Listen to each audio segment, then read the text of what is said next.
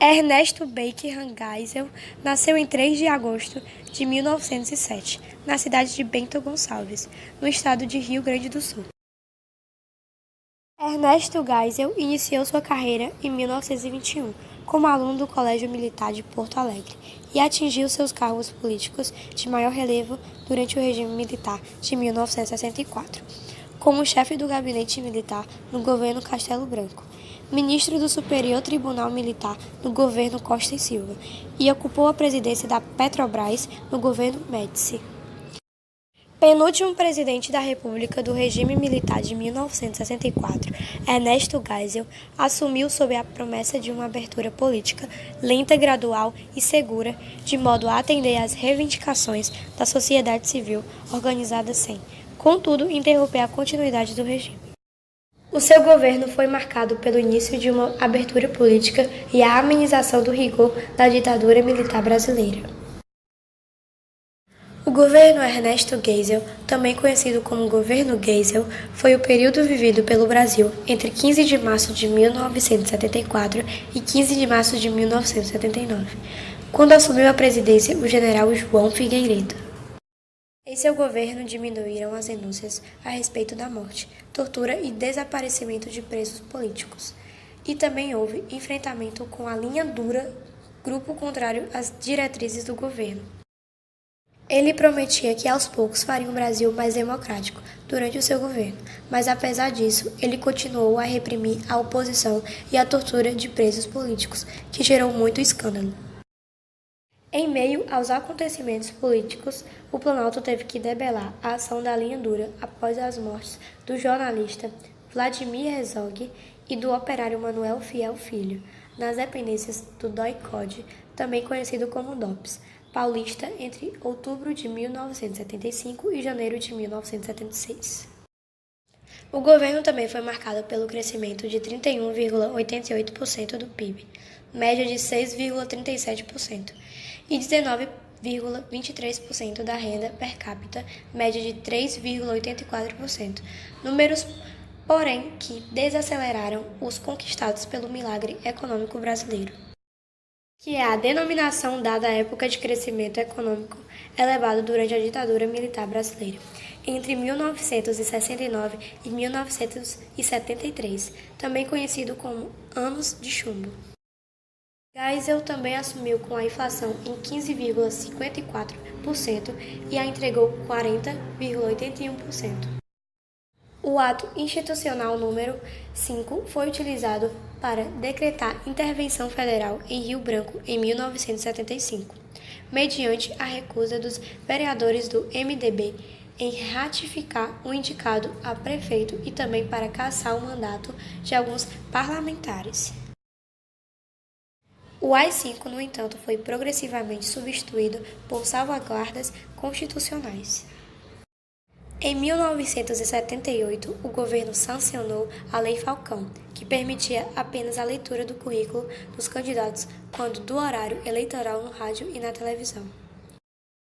Durante o governo Geisel, houve a fusão entre os estados do Rio de Janeiro e da Guanabara e a criação do estado de Mato Grosso do Sul. Ao longo de seu mandato, faleceram os ex-presidentes Eurico Gaspar Dutra, Ranieri Mazzilli, Juscelino Kubitschek e João Goulart. Foi sancionada a Lei do Divórcio em 26 de dezembro de 1977, sob o número 6.515, a partir da adoção do quórum de maioria simples para as aprovações de emendas constitucionais.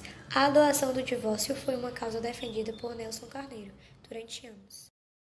A administração Geisel coincidiu com o fim do chamado milagre econômico brasileiro, e o encerramento desse ciclo coincidiu com a crise do petróleo e o aumento tanto da inflação quanto da dívida externa. Geisel sempre teve interesse na área da expansão petróleo, tendo dirigido a refinaria de Cubatão em 1956, a Petrobras. Para enfrentar as adversidades, o governo determinou a elaboração do segundo Plano Nacional de Desenvolvimento e institucionou o Programa Nacional do Álcool, de modo a diversificar nossa matriz energética. Nesse último caso, foi iniciada a construção da usina hidrelétrica de Itaipu, em parceria com o Paraguai, e a assinatura de um acordo de cooperação na qual a Bolívia ofertaria gás ao Brasil em 1974.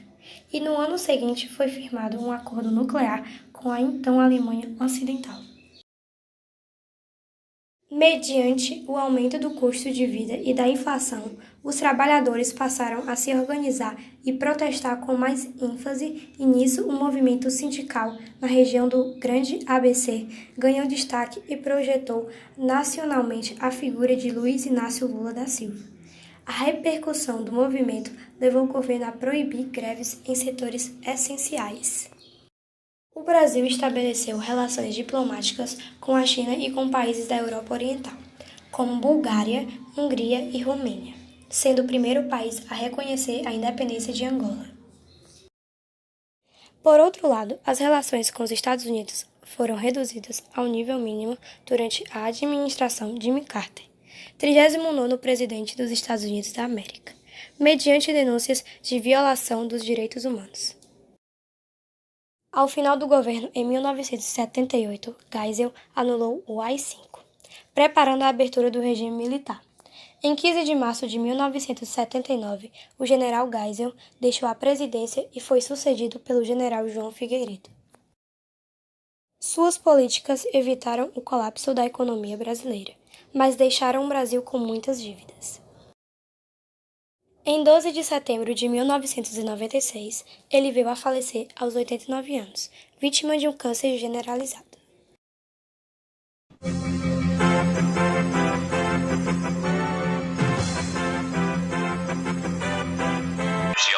Formado em Suão.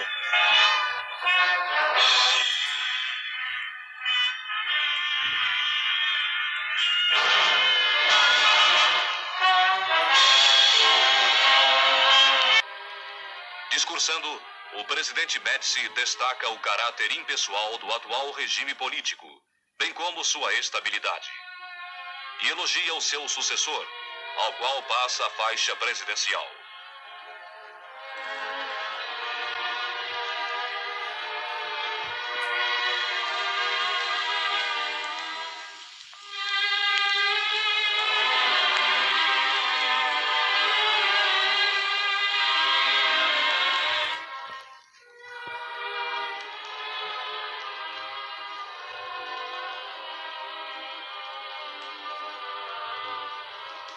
Por sua vez, o novo presidente afirma que no momento em que está prestes a se completar o decênio criador da Revolução de 1964, o Brasil ganhou inabalável confiança em si mesmo, avançando a largos passos para seu grande destino, que nada mais deterá.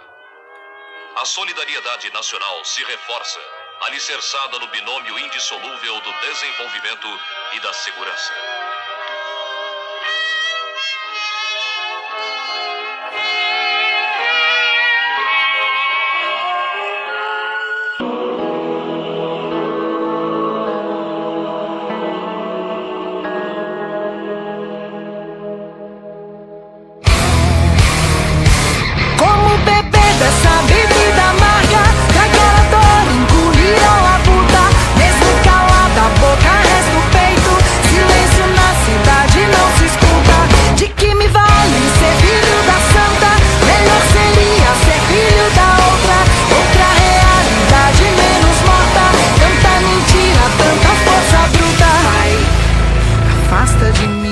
Esse cálice, Pai, afasta de mim esse cálice, Pai, afasta de mim esse cálice de vinho e tinto de sangue, Pai, afasta de mim esse cálice, Pai, afasta de mim esse cálice, Pai, afasta de mim esse cálice de vinho e tinto de sangue.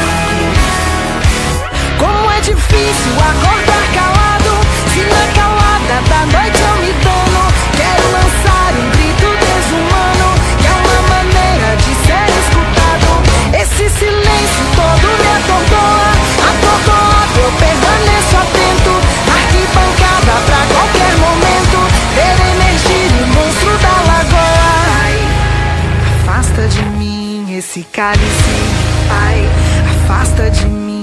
esse cálice. Pai, afasta de mim esse cálice.